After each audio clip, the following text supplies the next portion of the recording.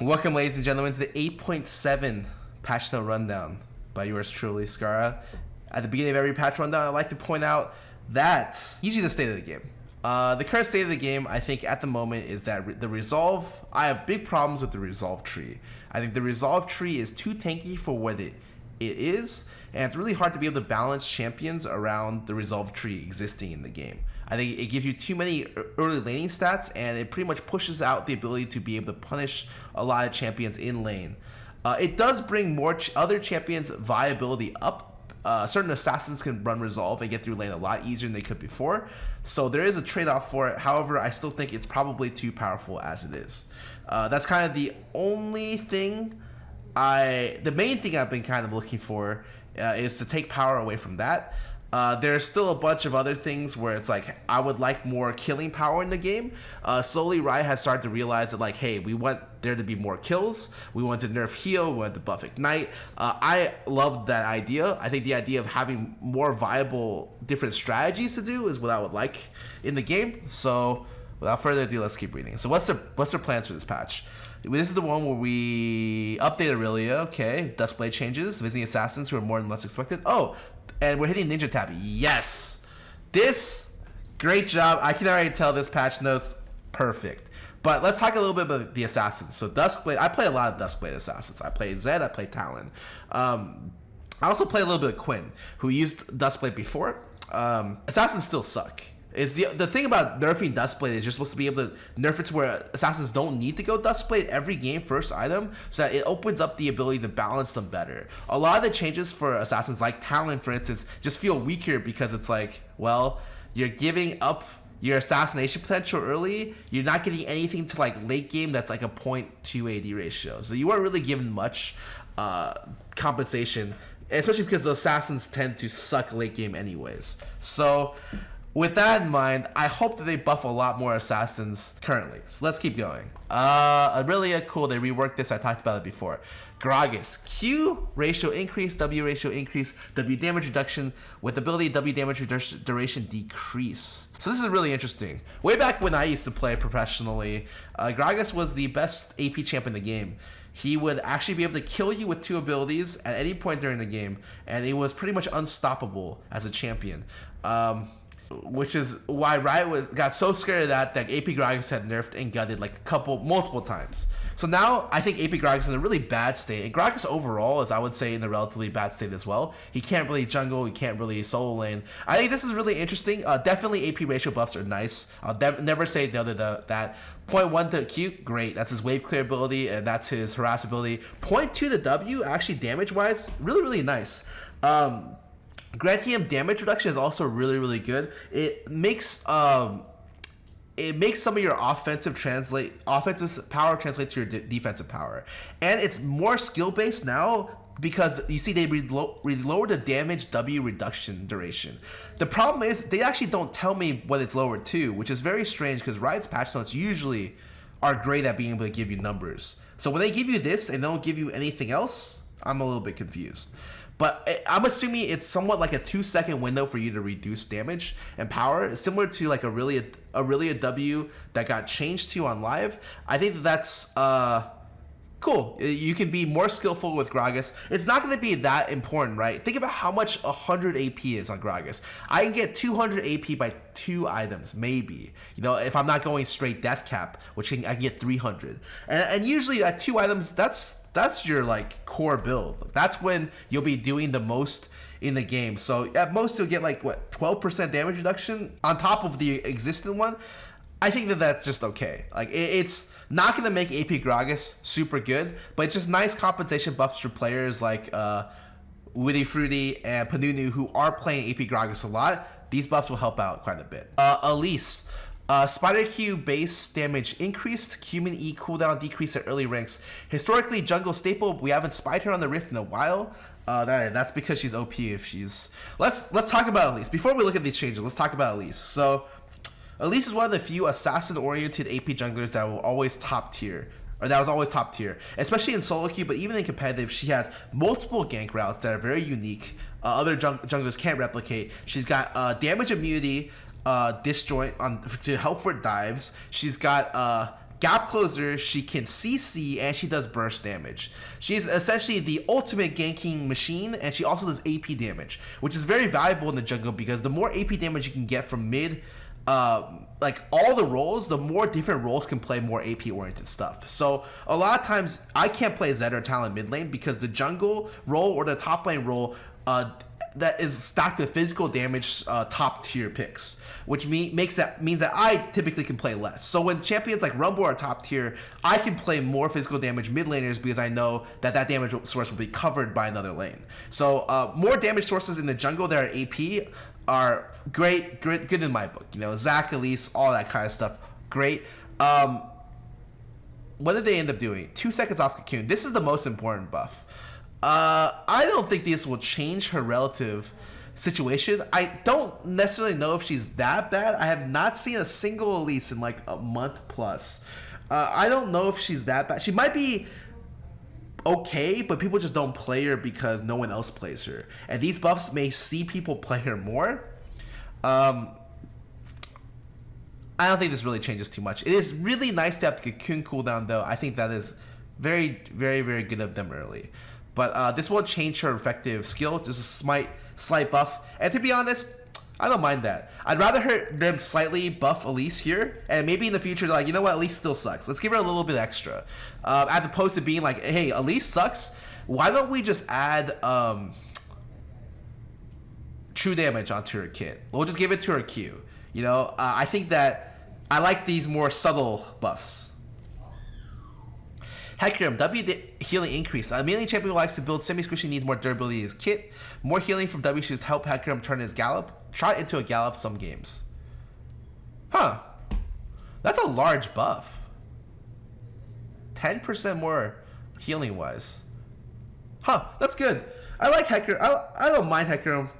I like seeing him when he's on my team snowballing. I don't like being snowballed against by Hecarim, but I can say that about a lot of champions. I do think he's a little bit weak right now, and he's a champion where it's hard to get in and then get out.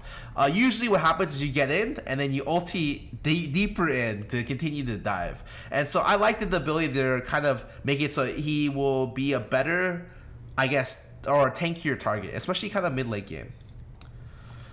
Ivern, W cast range, they're buffing Ivern. W cast range increase. Daisy acquires targets more aggressively. Daisy's area of effect rate damage now applies to damage from epic monsters. We're concerned with where we put power in Ivern's kit. We're starting with some feel good changes. Will follow up with more future patches if need be. Okay. The cast range of W got increased. And Daisy now aggressively more. These aren't really that good. I think they realize that Ivern's relatively weak right now, but they're scared of overbuffing him. The problem is Ivern is a champion that is so unique in his play pattern in the sense that he can counter jungle aggressively and or just the way that he interacts with the jungle. Like if he is buffed too much, then he can warp the entire playing field for all the junglers. And so I think they're going a little bit slow on Ivern. This won't help him that much, but it's nice. Small things. I do think Ivern's a little bit weak right now. Karthus, Q base damage increase. Oh, wow. That's... Wow, really? This is great. This is so big. Karthus already in the game has like the best level 1, best level 2 all in the game. Usually. If it's like clean, nothing else is there. Or even if it's there, he has potentially one of the best early game all-ins of any champ in the game. By increasing the base damage of his ability by 10, you're doubling that, right? So the damage is increased by 20 if you're hitting single targets. So now he has a 100 base damage Q without AP ratio included. So it is enormous amounts of damage early. Like, holy shit. They buffed it by so much. I don't necessarily know if this will definitely make him more pointed in that his early game will be better and his laning will get better. I don't necessarily know if that's what his problem is. I think generally his problem is the fact that his range is really bad, his ult cooldown is super long, and his wall is fairly ineffective. And so it feels like to be effectively play the champion, you need to be building... It's like a little bit complicated. So I think it's interesting. I like the way they're doing it. I can't say Karthus is... that good right now, but I do think people completely underrate this champion. He's a champion which will always be good in solo queue due to him having such strong global and relatively decent laning as well. And I think that people just get mad about this champion because to play him, you just have to be good at landing skill shots. And you have to be really good at like being able to predict enemy players. Usually when you play against Karthus, it's a good test of your ability to play the champion and their like skill relative to your ability. So a lot of times you're playing Karthus against someone, you're missing a lot of cues, you're just getting outplayed. And people don't like that feel because it's like, well, no, it's because he's the only skill shot champion. Look how easy it is to dodge. It's like, yeah, but if he dodges 18 times in a row, is it because he dodges well or is it because you suck? It's probably because of the latter. So I don't think he's as weak as people think right now. And I think especially because his item build is now tier oriented, where he builds in, or can be tier oriented, and it builds straight into CDR. He has got an interesting item curve to where like a lot of his old problems with having a very long ult cooldown is negated. It's an interesting, very, very interesting buff. I like to see how this works out. I'm definitely gonna be playing Karthus. This is a I would say this is a large buff to a champion. Kayn, passive gains more points early, fewer points later. Low number of points he gets early on makes early ganking and fighting less worthwhile. I didn't even know that. Cool. Okay, I like that. The problem with Kayn right now is that he is probably one of the best jungle clears in the game. I think he's one of the fastest champions to 6 if he just farms.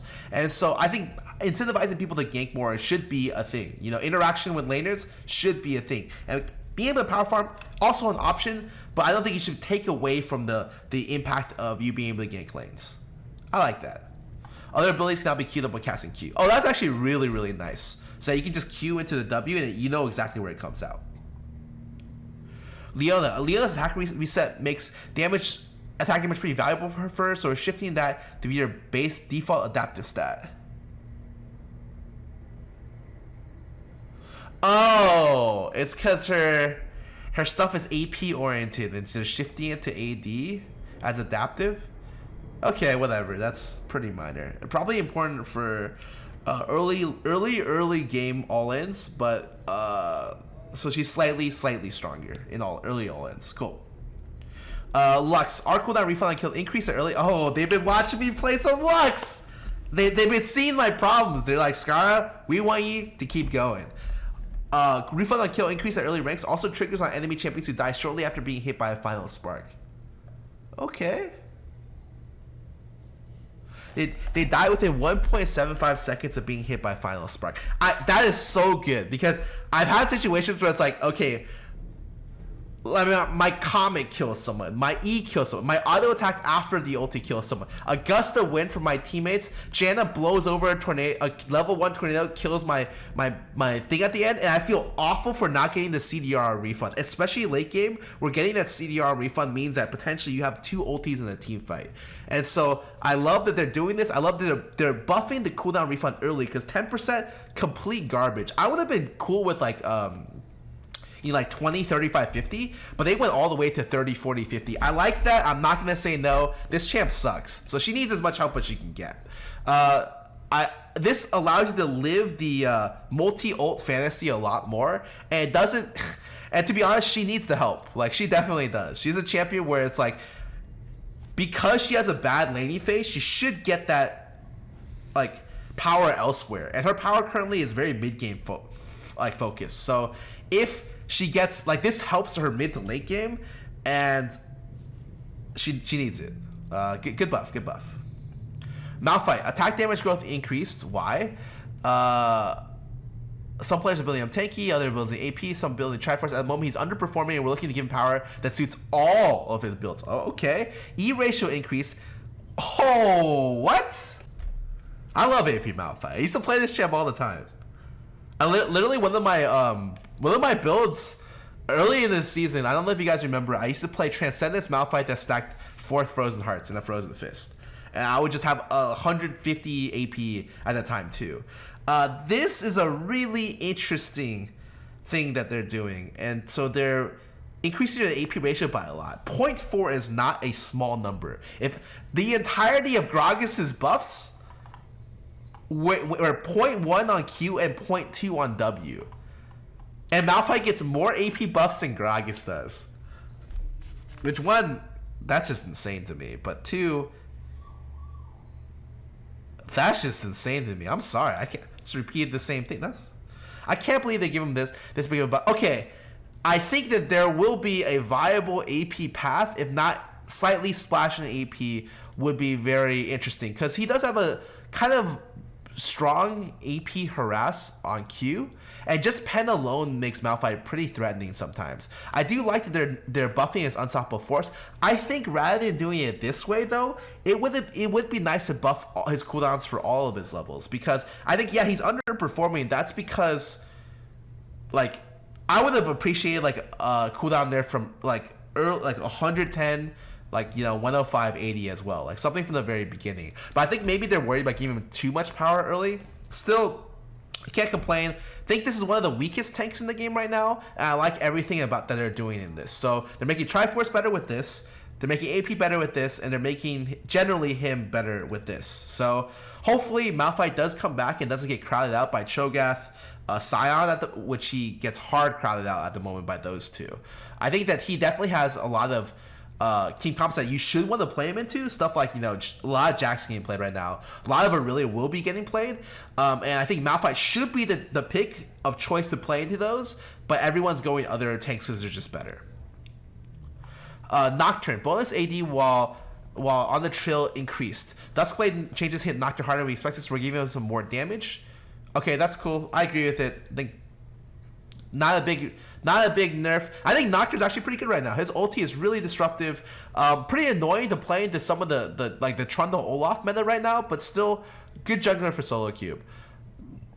Olaf, initial R movement speed buff decreased. Predator is become that in a tandem with his active. His R is too consistent of an engage tool. Oh my god. They're nerfing the initial to 50% or 20% level 1. That makes his ganks a lot worse. I would have probably nerfed it down a little bit less and nerf Predator instead, because I think Predator right now is too powerful at 15 seconds. I would have lowered the duration down to like 10. Almost cut a third on that. I do think Olaf probably needs some nerfs. He is very, very powerful right now. This is an interesting way to do it, to cut his engage momentum. Okay. Quinn. Fix several buffs related to R, will fail to activate after respawning. Would visually pass through targets if cast during cool. I think a lot of the cool stuff they did with Quinn is nice, and they buffed her up to being from garbage champ to like slightly average. I don't think she's powerful right now, and she could probably use a couple buffs here and there. I'm curious to see if they'll give it to her in the future. At the moment, I'm still not impressed with Quinn overall. Rengar, base AD increase. Really? You think Rengar needs buffs? I've been tweaking Rengar's rework. He's almost there, but needs a little bit more power. Oh. Okay. Rengar is always really impressive. Whenever I play solo queue against a Rengar main, if he's jungling against someone if he's just jungling, usually the Rengar player always goes off, and I'm just like, wow, this champ is crazy. He probably does deserve it. Personally, I get really outlier cases, so I can understand in solo queue where he'd be really impressive, but probably the more equal state, where it's not like Rengar versus a person who doesn't know how to play against Rengar, he's not as dominant. I'm surprised he got buffed so many patches in a row, though. Rumble, Q damage increased at early ranks, damage to minions adjusted to be roughly unchanged. Oh, wow. They buffed it by 40 early. That's cool. They give you some more trade power. I always liked having Rumble in the game. I just don't like him having to be the most OP top laner in the game, picked into everything. So I think that he's an easy champion to gank, first of all. So he's usually... It's okay to give him some buffs. I like that they gave him earlier trading buffs. I think that's good. He deserves it. Cool. You just have to be a little bit careful, because he can be super OP.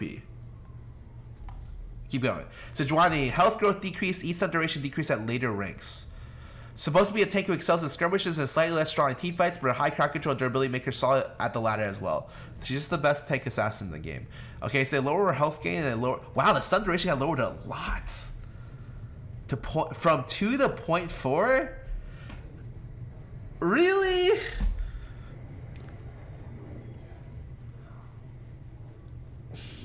Alright, maybe she deserved it. I think Sedge is really strong. So, and like really easy to play.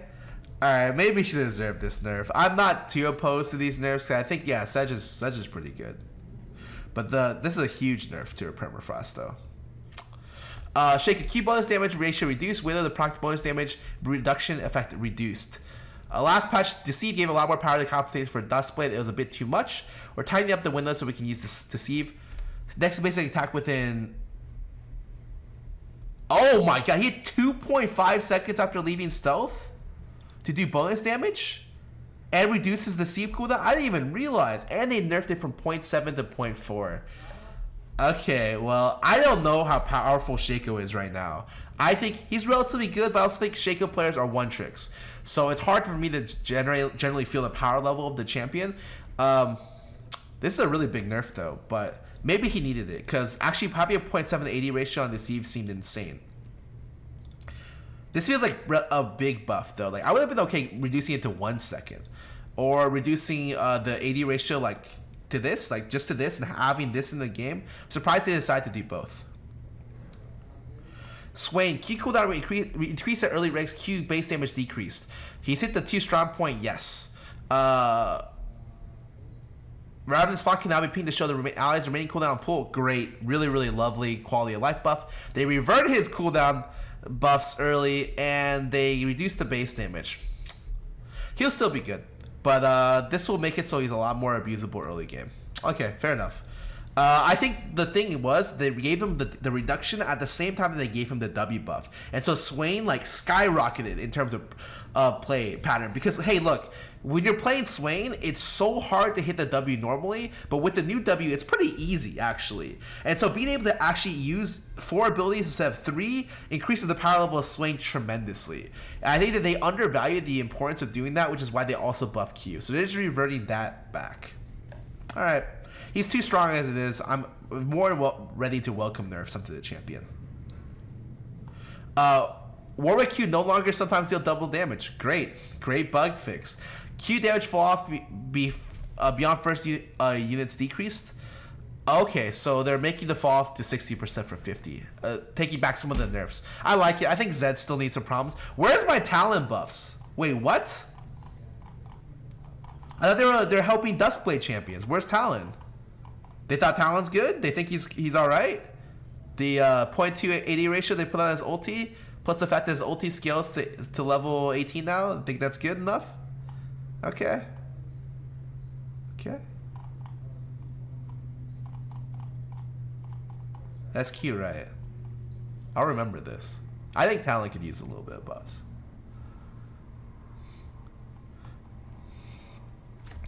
Rageblade is pretty overtuned for the price. I agree. So re-upping the gold cost to make sure it hits the item at a more appropriate time. 3,300, fair enough. I think it's kind of crazy. It's a late game item, and people are getting it second item a lot of times before they get reasonable AD or attack speed or AP. So I think that it does need to be nerfed. I think it is too good. Locket. Shield base per level, decreased bonus ratio, decreased shield cooldown increased. Shield stacking penalties are harder. Okay, cool. Locket's OP. I get it.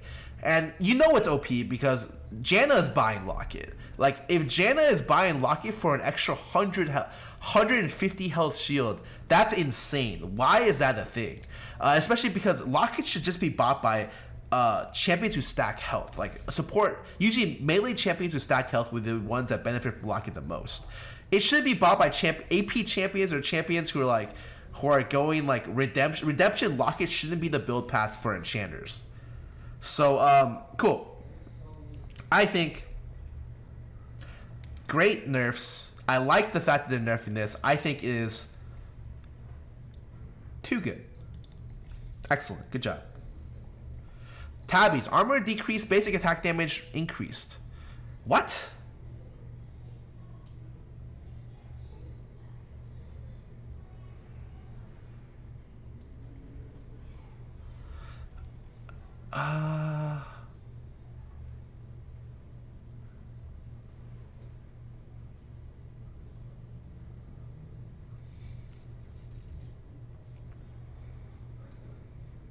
This is an early game nerf. Huge early game nerf for Tabbies. This only becomes better in like mid to late game situations on tanks, right? I don't mind this. I think that they shifted some power off of Tabby, and they wanted to make it more of an item to work around basic attack damage reduction. And so you buy in a niche situation where this is the case. 10 armor off is humongous, and it's definitely worth the 2% attack damage reduction, especially early to mid game. And a lot of times it's going to be worse on these marksmen who are buying Tabby once. This just looks really weird because they're doing a buff nerf on this item that's too powerful, and they've noted that it's too strong. But I don't mind it at all. I think the nerf is still correct. It's still a big nerf. You know, I think that there should be... Don't get me wrong, there should be an item that reduces basic attack reduction in the game. If the enemy team is stacked with AD champions that attack a lot, there should be an item there to be able to deal with that. It's just that it was too good at being the super item against all AD threats. And I think that this will help a lot to make it less valuable for non-tanks to go Ninja Tabby and really only pick it up in situations where you are against a lot of AD threats. So yeah, wait, this is my Talon buff. This is like Talon Zed buff. It is a big armor decrease. Like, you should be happy for this change, even though it looks very weird. I would have been down to leave that 10%, but whatever. I'm happy for a nerf regardless of the fact. Or items. Large champions no longer become bigger than their item. Oh, this is actually just because of Cho'Gath. Like, legit, this change is just because when Cho'Gath gets too big, the Abyssal Mask radius starts at the middle of his model, so it doesn't even stretch to the end of his model. It's like it goes like 100 range past the range of his model, and his auto attack range can outrange the Abyssal Mask 350 aura, which is hilarious. Yeah, they need to do this to make it so Cho'Gath can buy Abyssal Mask and stuff like that. Cool, I get it. Good change. I understand why you did it. Relic Shield line. Passive gold generation down. Relic Shield is still overperforming compared to other support items. Oh wow, they went from 2 to 1, 4 to 1, 4 to 1. Okay. I don't necessarily know if that's true, but okay. Cool. If they say it's true, I'll believe them in this situation. Resolve Path grants lower health early, more late. Early burst of taking this resolve gives it a little bit too much durability. We're taking some of its early power out and shifting it to late game. They're removing 50 health at level 1. Okay. Wow, 130 to 30. 140 to 35. Wow, that's so much health. 100 health gone. I like this a lot. So some people might think, hey, this doesn't matter. This is... It nerfs Second Wind as well, because Second Wind scales off your percentage health, your maximum health amount. And so I think that this is a good step in the right direction. I don't necessarily... Resolve will probably still be very good. But as long as it's not picked every single time, because it's the best tree, I think it'll be good. It'll be fine.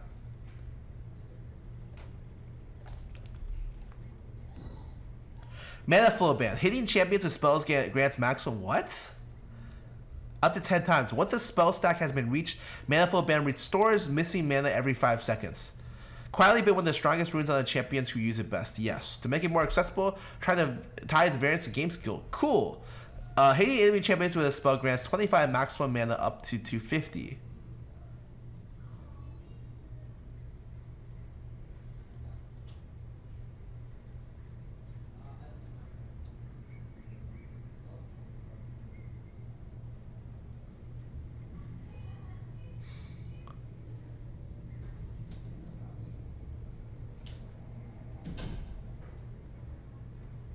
Does this just give you mana?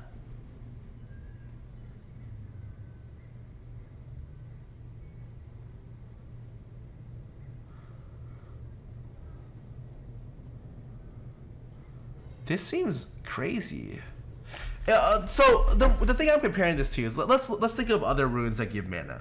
So Biscuit's something that gives mana and healing, right? The amount that you get for Biscuit is 40 mana a cast, meaning you get 100. What? 30, 40 mana. You get like 130, 140, 160 mana after 4 biscuits. You're telling me Mana Flow Ban gives you 250 mana for free over time.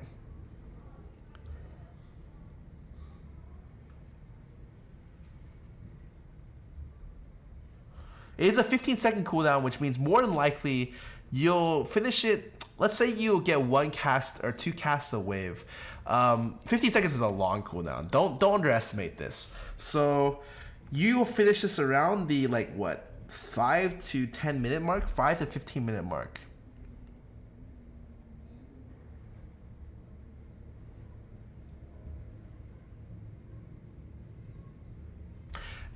Is this just persistent? Do you just get 1% of your mana back every 5 seconds? It just never stops. That's crazy. There's so much power in this. That's an insane amount of power, especially because right now max mana converts into a defensive and offensive stat through tier buy, through archangels. That feels so powerful. I mean, I'm gonna be using this on stuff like almost every mid laner. I will use this over ulti hat or the other one, and so yeah, I guess I'm just gonna go back to using mana flow ban, but it's just gonna be better than anything else. On the flip side, it might be that you get so much mana regen and mana from this item, I can therefore use it in a different situation, in the sense that, hey, I can now buy less mana and mana regen items and opt for different item builds. So on a different note, maybe it opens up item paths for champions that were tied toward mana items before. But that's pretty much the only thing I can think of. I mean, it is missing mana. We'll see. We'll see if it's as strong as I think. But my initial thoughts are that it's pretty powerful.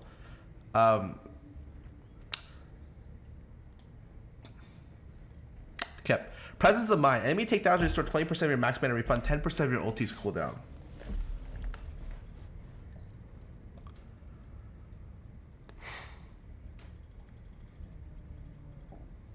Will Cassidy still take this? Maybe. The people I think that abuse Presence of Mind are like Aurelion Sol, Cassidon. I think that they shouldn't be able to do that, to be honest. Well,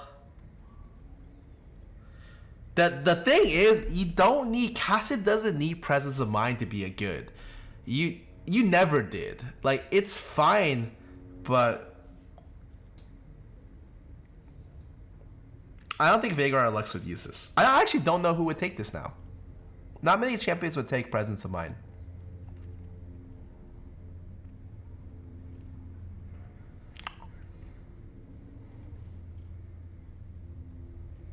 I think this just means that a lot of people would just drop this completely. They'll just look for alternatives to get damage elsewhere, right? Hey, that's okay. Legend Tenacity, underpicked and underperforming. Ooh, 30% of 10 stacks. Wow, that's boots, right? That's really good. They increased by 33%. I like it. That's super nice. Tenacity is very, very nice.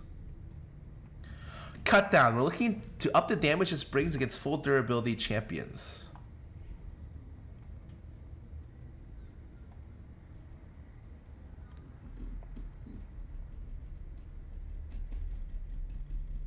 %, and it goes to 2,000.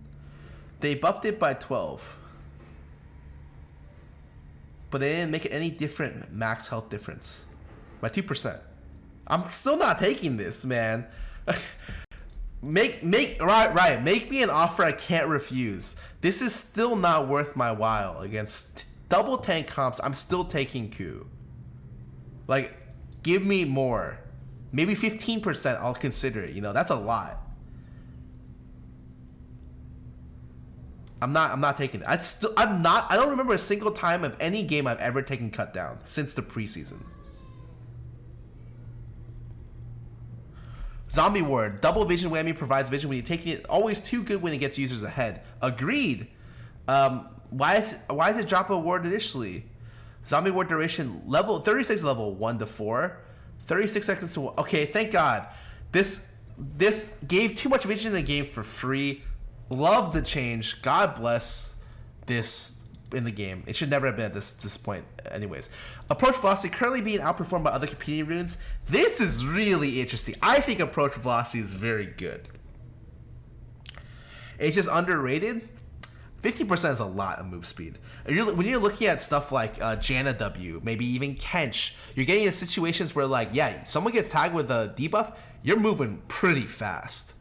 Really, really fast. I think a lot of people will take this or try to take this here. I actually think approach velocity is underrated and better than people expect. I only see it on Janna right now, but maybe you'll see a lot more people take it. Olaf is a good example. Singe is a good example. This is very interesting. Minions. Melee minions worth more gold. Caster minions worth less gold. I'm fucked. I like the idea of this. I think that caster minions are the easiest minions to wave clear. You're getting gold for free hitting them. I think that essentially they're making kind of a little bit of a mini game to where cannons are worth so much that, like, you'll want to go for it, and it forces lane interaction on every siege minion. I think that's what people don't understand. Every siege minion, if people are going to go the last hit that, you have to punish that. That is a very big window, and you know, especially now that the gold is so high, that you will want it every time. So I don't mind these changes at all. It's cool.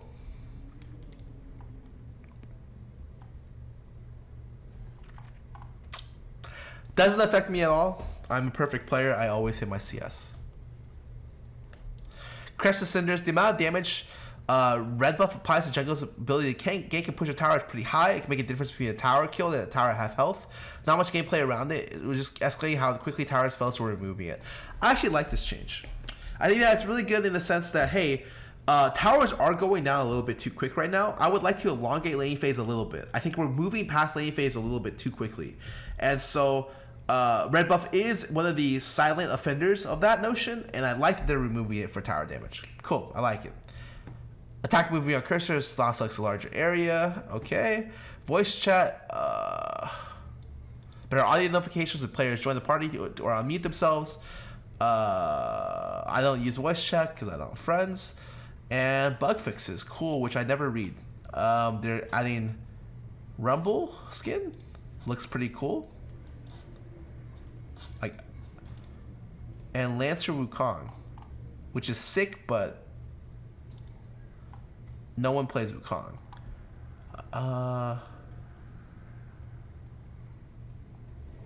Cosmetics only chest. I'm never buying that. Okay. Well, overall, they did a lot of great things with the patch. They buffed a lot of weak champions. I like that. Really, really cool. Which is something that I've always wanted them to do. I think buffing weak champion, the way I should see the game, I want to see the game is that every champion, there is no tiers between S and like D or S and F. So if a normal tier list looks like there's S tier, A tier, B, C, D, F. I don't want there to be a champion. I don't want there to be any champions at F. I think if you buff the F tier champions to C, and then balance the game from there, what happens is if champions' relative strengths are around there, typically, like, it means that the champions can be like niche picked in certain situations, right? I would prefer a system where, like, the overall power level of champions is tighter, so that it just means that more champions are viable at different times. But cool, I liked everything that they did this game. Especially like the ninja tabbing nerfs, love the lock-in nerfs, resolve tree nerfs. I'm still gonna run a resolve tree, I think, but I like the nerfs. I like everything, pretty much everything that got buffed. Cool, good patch, great patch, good job, Riot Games.